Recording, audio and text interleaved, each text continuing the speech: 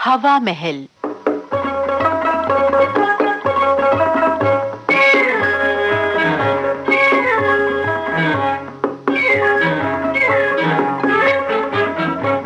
हवा महल कार्यक्रम में आज हम आपको सुनवा रहे हैं आशा मिश्रा की लिखी नाटिका अटरिया पे चोर, निर्देशिका कमला सक्सेना।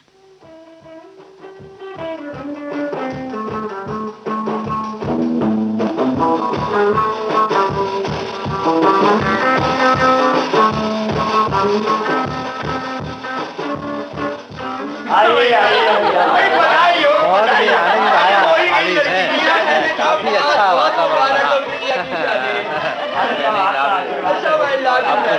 लेकिन आपने कुछ खाना वाना खाया कि नहीं? अरे भाई आप इतना अच्छा इंतजाम करें और हम बिना खाए ही रह जाए।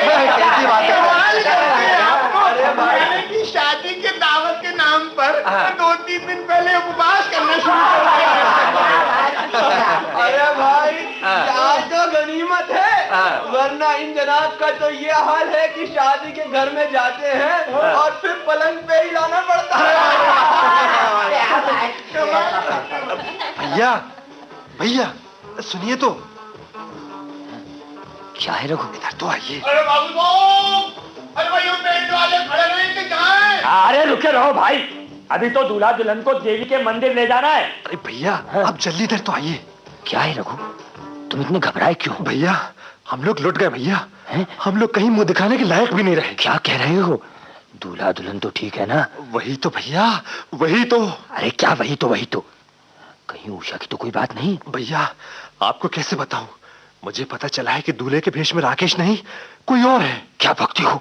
अरे बाप रे, अरे मैंने खुद राकेश को ट्रेन से हाथ पकड़कर उतारा था। जनवासे में सहरा बंदी शुरू होने तक मैं वहां राकेश को देखकर आया हूँ। सुधीर भी वहीं था। राकेश उसका दोस्त है। सहरा वही है भैया, लेकिन दूल्हा बदल गया है। सहरे के भीतर राकेश नहीं कोई और है। और ये तो गजब हो गया, आप तो फेरे भी हो चुके हैं। जाओ जाओ जल्दी से अपनी भाभी को भीतर वाले कमरे में बुला लाओ, मैं अभी आया। हाय हाय, ये क्या गजब हो गया? किस चोरों चक्के के साथ फेरे ले ली मेरी लड़की ने? कहीं ऐसा तो नहीं भैया कि ये चोरों की हरकत हो और वो दुल्हन के गहने और शादी का माल लेकर भाग जाना चाहते हैं? हाय, कहीं हमारे घर डकैतों का घेरा तो नहीं पड़ गया है? हाँ, अरे लड़के का बाप तो वही है ना कि वो भी बदल गया? कैसी बातें करते हो? हैं? राघवेंद्र जी की तबीयत ट्रेन में ही खराब हो गई। तू भी जनवासे में ही लेट गए। अच्छा। मैं बड़े भैया को उसके पास छोड़कर आया था। ओहो। सुधीर भी वहीं रुक गया। अरे अब डॉक्टर है तो कब काम आएगा? शादी का सारा काम तो लड़के के चाचा ने किया। अरे वो तो असली है ना? हाँ हाँ असली है, एकदम असली। वो तो पूरे समय लड़के के साथ ही लगा हुआ था, लड़के से कुछ बोलने ही नहीं दिया उसने। मुझे कोई शक नहीं हुआ, नहीं तो देख लेता उस कभी नहीं दगाबाज को। दूल्हा भी कहाँ बैठा है भाभी? अरे मत कहो दूल्हा उसे, मैं अभी उसे पुलिस के हवाले। अरे सुनिए तो, क्या करते हो? हमारी लड़की का क्या होगा? अरे वो तो कहीं की नहीं रहेगी। लेकिन भाभी अभी दूल्हा है कहाँ? अरे वो अटारी वाले कमरे में दुल्हन और उसकी सहेलियों के साथ बैठा हुआ है। क्या? वहीं तो मैं केश बॉक्स अलमारी में रख कर आया हूँ। शादी के चांदी के बर्तन भी उसी अलमारी में रखे। हाय राम, अरे देवर जी, सबसे बड़ी बात तो उषा सारे गहने पहने वहीं बैठी है। अच्छा। और लड़कियों के बदन पर भी तो कितने सारे जेवर हैं। हाँ हाँ। सुना है आजकल चोरों के गिरोह इसी तरह चोरियां करते हैं। एक अंदर घुसकर सारा भेद ले लेता है। हाँ? और फिर मौका देखकर बाकी लोगों को अंदर बुला लेता है। लेकिन वो असली दूल्हा कहाँ चला गया? कुछ भी कहा भैया, मैं अभी पुलिस को फोन करके आता हूँ। जाओ। ना जाने कितने लोग हैं, कौन है, मुझे तो बड़ा डर लग रहा है भैया। भाभी तुम जाकर उषा को संभालो जरा, मैं अभी आया। ठीक है। ये सुधीर भी अभी तक जनवासे से नहीं लौटा। कहने को लड़की का बड़ा भाई है, पर पूरी शादी में एक बार भी दिखाई नहीं दिया।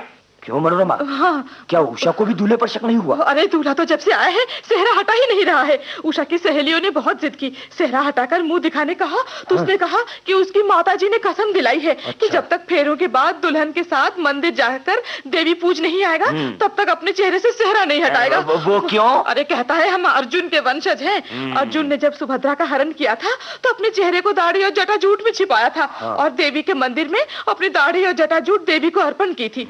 हम अब भी इस रीत का पालन करते हैं, पर दाढ़ी की जगह सेहरा रखते हैं। अरे बक्कार है, चालबाज है। हाँ। उषा क्या कर रही है? अरे वो कब क्या करेगी, वो बैठी है वहाँ। और क्या भैया? हाँ, मैंने पुलिस को फोन कर दिया। बहुत अच्छे, बहुत अच्छे। पुलिस आते ही मकान को घेर लेगी। डीएसपी साहब खुद आ रहे हैं। अच्छा। क्योंकि एक अंतर प्रांतीय चोरों का गिरोह यहाँ आजकल आया हुआ है। वो लोग इसी तरह बारात में फैल जाते हैं, फिर बिजली का फ्यूज उड़ाकर शादी वाले घर को लूट लेते हैं। अच्छा, तुम लोग सब अटारी पर चलो। हाँ। रघु, तुम मेरी पिस्तौल निकालो, होशियारी से। कमरे के बाहर से ही दूल्हे को घेरे रहना। हाँ। मैं डीएसपी साहब से मिलकर फौरन ऊपर आ जाऊंगा। अच्छा। लड़के वालों को ये बात बता दे भैया। अरे नहीं, दुश्मन को खबर हो सकती है। सब काम होशियारी से और चुपचाप होना चाहिए। तुम लोग चलो, मैं अभी आया। हे भगवान, ये सब क्या हो रहा है? ये कैसी मुसीबत आ पड़ी है? अरे मैंने तो मंडप के दिन सारे देवी देवता पूजे, सब विघ्न बाधाओं को मटके में बंद किया कि शादी जरा राजी खुशी से हो जाए। हे भगवान, पहले तो उषा शादी के लिए तैयार ही नहीं हो रही थी। अब बड़ी मुश्किल से मानी तो ये मुसीबत आ गई। देखो ना। रघु, तुम भी क्या औरतों जैसी बातें करते हो? जाओ, तुम लोग कमरे के बाहर से दूल्हे पर निगरानी रखो। मैं पुलिस के आते ही ऊपर आ जाऊंगा। जाओ, चलो।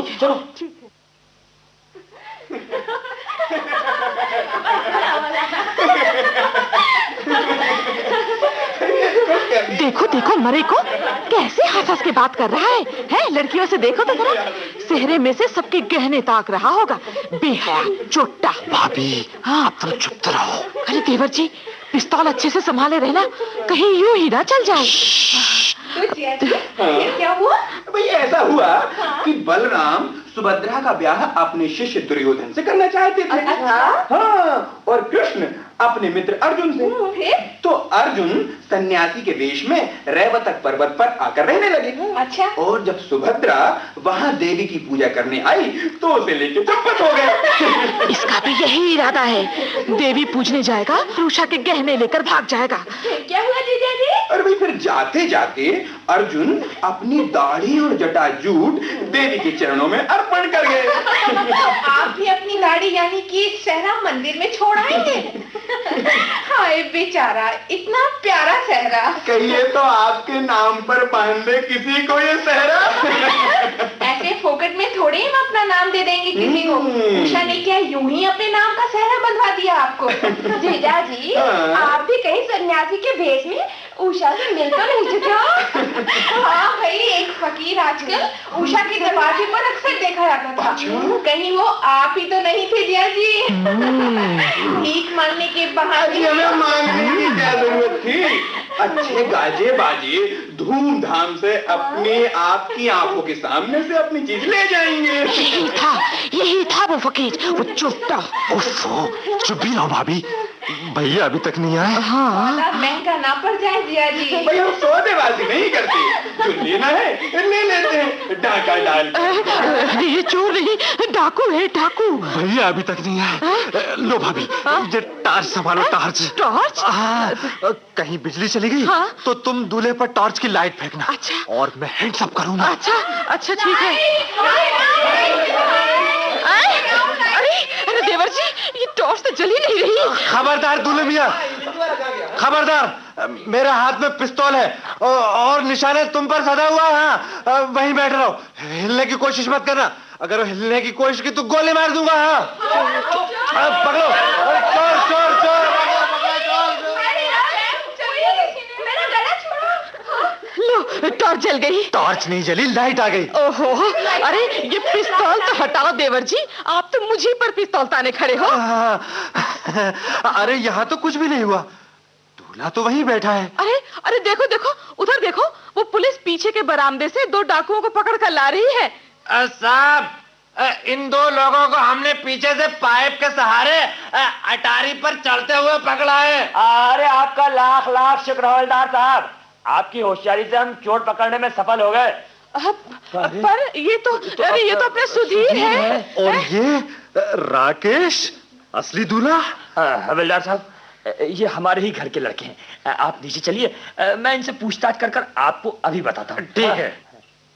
क्यों सुधीर? जी पापा, मैं आपको अभी सब समझा देता हूँ। समझाओ नहीं, सच सच बताओ, सब कुछ बताओ। पापा, अब जब शादी हो ही चुकी है तो नाराज होने से क्या फायदा? अच्छा, राकेश के पापा भी नाराज नहीं हैं।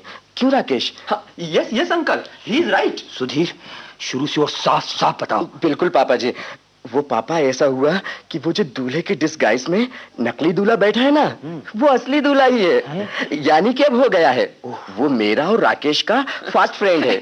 Yes yes, fast friend. हम तीनों एक बार कॉलेज से पिकनिक पर गए थे। Yes yes, picnic.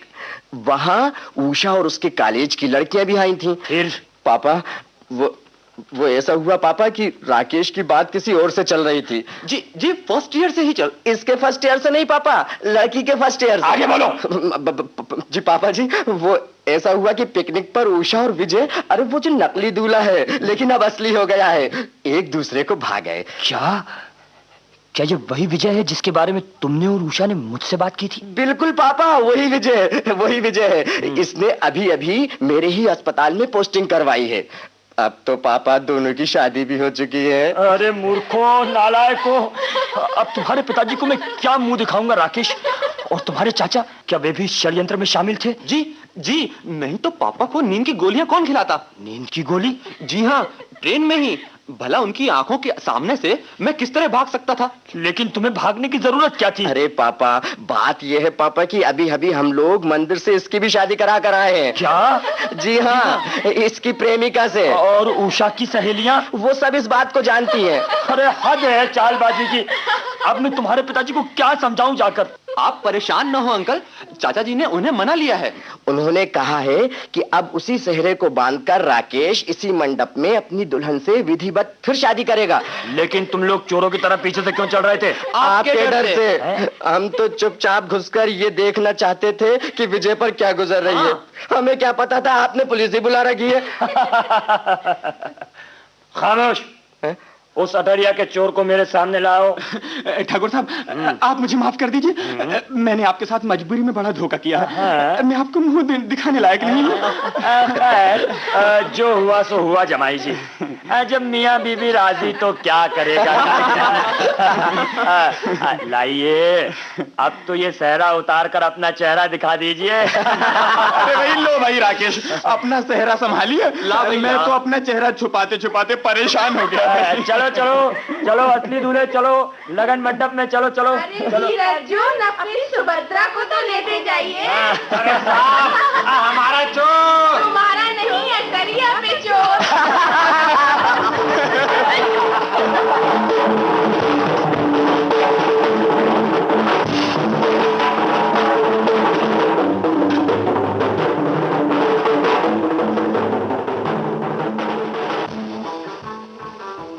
अटरिया पे चोर। अभी आपने आशा मिश्रा की लिखी ये नाटिका सुनी। निर्देशिका थी कमला सक्सेना और ये नाटिका आकाशवाणी भोपाल की प्रस्तुति थी।